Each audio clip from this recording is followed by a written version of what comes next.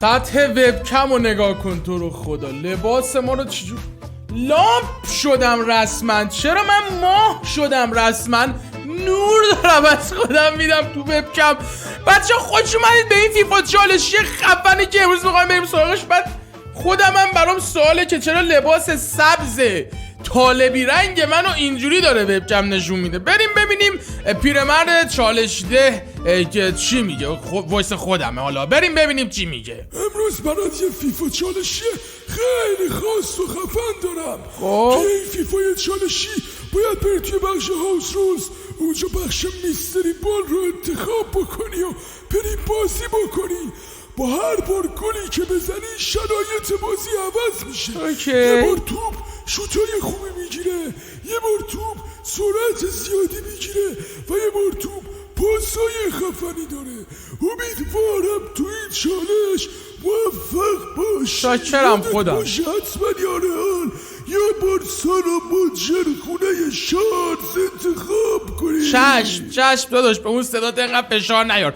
خب بچه ها باید بریم بخش میستری بال و اونجا بچه ها یه مود خیلی باحالیه که هر بار با هر گلی که شما میزنین یه سری بوستای خاصی روی توپ اعمال میشه. مثلا گل میزنی پاسا خیلی خفن میشه، گل میزنی دریبلینگ مثلا بوست میشه، یا گل میزنی شوتا خیلی خفن میشه. یادتون باشه بچه‌ها این وسط به اکانت بیداتایر هم سر بزنید. اسپانسر ما هم با اقسام بازی‌های روز و همین کال آف دیوتی بلک اپس 6 که امروز بچه‌ها بعد از ظهرم داریمش و اونا هم دارن، میتونید ازشون خریداری بکنید با یه پشتیبانی مناسب و عالی. بریم بچه سایت اسپین. من باید بین رئال و بارسا یه تیمی رو انتخاب بکنم که خب حقیقتا برام مهم نیست کدوم بیفته، چون من فقط دوست دارم که چالش رو برنده بشم. خب رئال و بارسا رو داریم اینجا. میزنیم که گردونه شانس به چرخ خورد به رئال.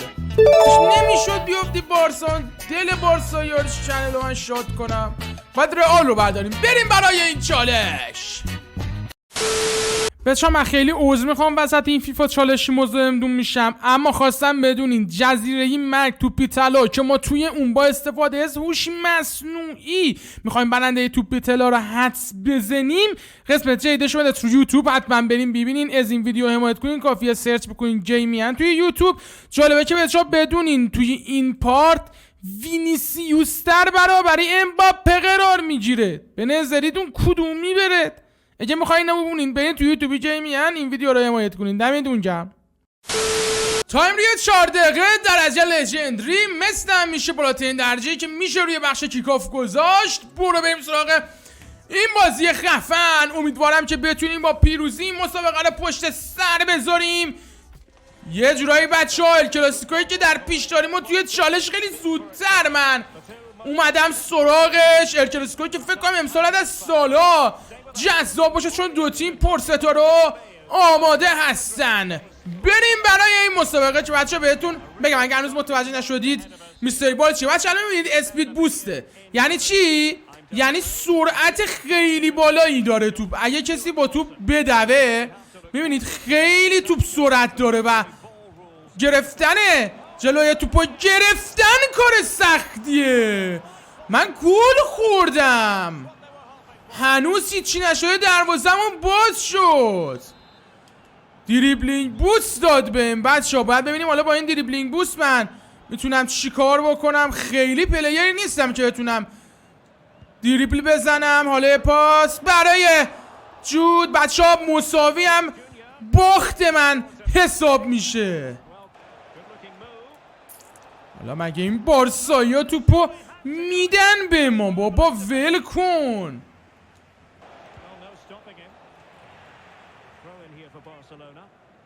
بچه ها توپ رفت بیرون و بوست عوض شد. بوست اومد روی پاس و الان بچه ها پاس ها خیلی خوب میشه. وایسا این مثلا ببین پاس ها غیر ممکنه نرسه. من نرو بیرون بچه ها. بوست پاس به درد من میخوره.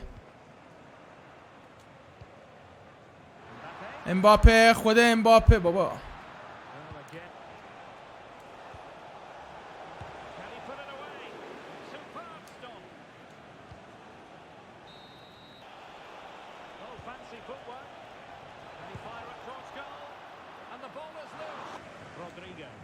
حالا بالاخره حرکت خوب با پاسکاری از ما. جود بلینگام، جود وای بچه گل بزنن تو پاس بوست 2 تا حساب میشه. اون بالا میبینین زب در 2 رو دیگه.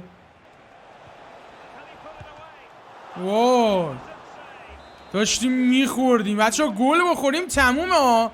2 تا حساب میشه اگه گل بخوریم. ابرسا بوستو عوض کن و بیا رو شوت. اوه آل بوست بچه همه چی الان بوسته. شوت پاس و گل 3 تا حساب میشه اینجوری. یا پیغمبر. جود بلینگام بابا امباپه بیا بیرون آفساید. بابا امباپه نرو انقدر. آها بزن و توی دروازه کیلیانو امباپه. بوم ناکات 3 تا گل بچه فکر کنم حساب بشه. حاجی همه بوستا رو قاطی هم کرد. شوت پاس دریبل سرعت همه چی و دروازه بارسا رو ما باز کردیم. اوه بچه شوتینگ بوست زب در 2. هر کی الان با این بوست گل بزنه بازی مساوی می. وای بچه باید حواسم باشه بچه. خداش آفساید. با این شوت بوسته باور کنین از هر جایی ما شوت بزنیم تو چارچوب باشه به احتمال زیاد گله. بزن که گله. بنازم کیلیانو امباپه. به بازم شوتینگ بوسته. چه کامبکی زدیم بچه ها. 5-2 بنازم به این کامبک حسین راشوکینگ. نبگو حسین کامبکینگ. اوه نه بچه چه خوریه. الان بارسا گل بزنه. نه وای حاجی ضربه سر چه ضربی داشت. دیدین ضربه سر چه ضربی داشت. من تازه بازیم راه افتاده. برو بریم بیا اینجا برای امباپه. وای دوباره بوست رفت رو پاس. اون آل بوسته خیلی خفن بود حاجی. اصلا پشم ریزون بود. حالا پاس امباپه. خود امباپه میبینید بچه ها تاثیر پاس بوستو. میبینید که چقدر پاسا خوب میره. نیمه اول خوب دفاع کردم فقط یکی خوردم. بارسا هم موقعیت زیاد داشت. بیشتر بازی بچه نیمه اول ساکت بودم چون میخواستم جلو بیفتم بعد حرف بزنم. اگه میبینید رو موقعیت های بارسا ساکتم تو نیمه اول به این دلیله که تمرکز داشتم کردم.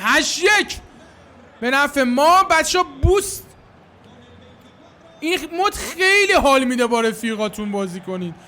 باور کنید این مد فشاری کننده ترین مد بازی میتونه باشه واسه خودش. چرا که نه. حالا فرصت برای بارسا. موقعیت یه ضربه بوستو گرفت. بگیرین توپو. وای چه اشتباهی. وای فرصت موقعیت گل خوردیم. 8-3 فرمین لوپز زد. ولی بچه تمومه دیگه. چالشو من خیلی ایزی بردم. آلبوست شد دوباره. ای خدا بذار بازم بازی کنیم. من تازه راه افتادم. بذار بازم بازی کنیم بابا. آلبوسته شدی منو نجات داد. یعنی بچه من شانسم گفت قشنگ که آلبوس رو پای بارسا نیفتاد. افتاده بود تموم بود. میبینید که بارسا 12 تا شوت زده. من 4 تا با 4 تا شوت 8 تا گل زدم به خاطر بوستا. اینم از این چالش بچه‌ها. مرسی که این ویدیو رو دیدید. میدونم تایمش یه خورده کوتاه شد ولی خب من بعد تایم خود بازی اصلی و بچه‌ها باید میذاشتم مثلا 5 دقیقه 4 دقیقه گذاشتم. فکرشو نمی‌کردم. فکر کنم یکم کوتاه شد ویدیو. ولی خب چون همیشه اون بازی اولو مثلا من میذارم و تکرار نداریم اینم تکرار نمیدیم. حالا چه برده باشیم چه باخته باشیم همیشه بازی اول توی چالش‌ها حساب میشه. این چالش هم با پیروزی پشت سر گذاشته شد. بیشتر دیگه چه چالش باشه یه بخش جدیدی از فیفا بود که به نظر من قشنگه. این بخش بچه‌ها باید با دوستاتون بشین بازی کنید، اون موقع خیلی فان میشه. مرسی که این ویدیو رو دیدید، شاکرم. عشق من بچه‌ها، جمعتون پر انرژی. ساعت 6 منتظر پارت اول بلک آپس بچه‌ها 6 باشید. حمایت کنید دیگه، خدایی مرامی عشق بدید. شاکرم. خدافظ.